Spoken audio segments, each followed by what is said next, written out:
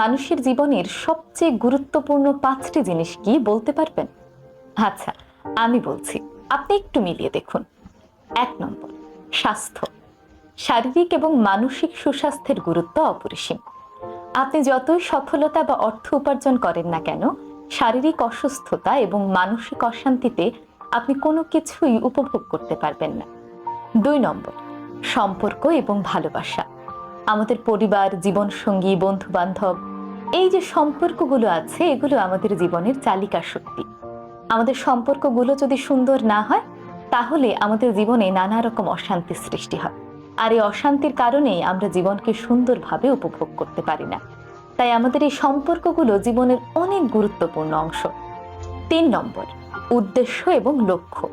এই 3 নম্বর পয়েন্টটাকে আমরা জীবনে অনেকেই স্কিপ করে যেতে চাই, অথচ এটি জীবনের অত্যন্ত গুরুত্বপূর্ণ একটি জিনিস।